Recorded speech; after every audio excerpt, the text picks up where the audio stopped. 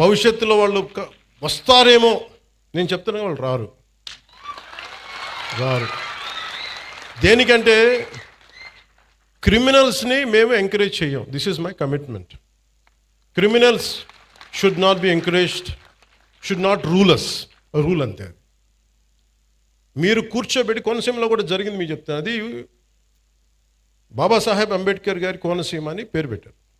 దానికి గవర్నమెంట్ ఏం చెప్పింది, మీకు ఈ పేరు మీద మీకు వ్యతిరేకత ఏదైనా ఉంటే, ఎవరికి ఇష్టం లేకపోతే please come and say you dissent. ఆ డిసెంట్ కోసం కొంతమంది వెళ్తున్నప్పుడు అవి మాకు ఏకాభిప్రాయం లేదు, మాకు దీని మీద భిన్నమైన అభిప్రాయం ఉందని చెప్పడానికి వెళ్ళినప్పుడు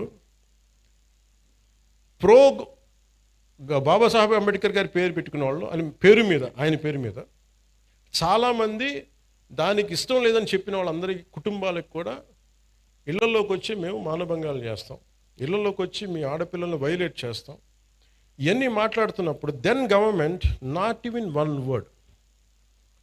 లా అండ్ ఆర్డర్ ఏ స్థాయి కొలాప్స్ అయిపోయిందంటే,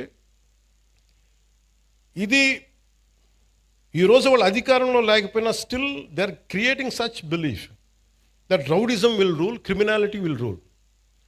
నేను మీకు ఇదే చెప్తున్నాను, ఈ గుండాలందరూ కూడా తొక్కి నార తీస్తాను, ఒక్కొక్కడికి చెప్తున్నాను.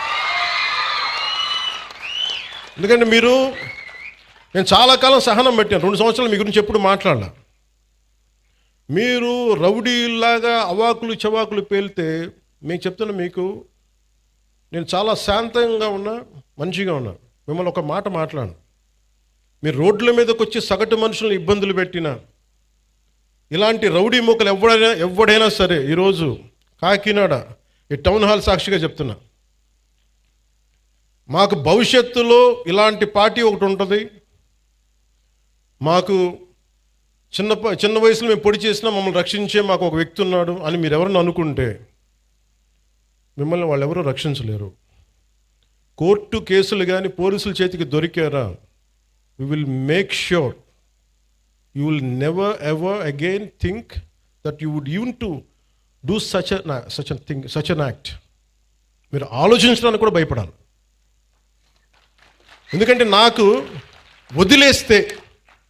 వదిలేస్తే ఎలా అయిపోద్దంటే, బీహార్లో లల్లూ ప్రసాద్ యాదవ్ గారి గవర్నమెంట్ టైంలో ఒక ఐఏఎస్ ఆఫీసర్ భార్యని, ఇది రికార్డ్స్లో ఉంది అందుకని చెప్తున్నాను, సంవత్సరాల పాటు గుండాలు తీసుకెళ్ళిపోయాడు భర్త ముందు. It's known case. ఈరోజు కూర్చొని మాట్లాడుతున్నారు చూసారా, ఎస్సీ ఎస్టీ అట్రాసిటీ యాక్ట్ అని సంఘాలని. ఆ రోజు ఒకళ్ళు మాట్లాడాల, ఈజ్ దళిత ఆఫీసర్.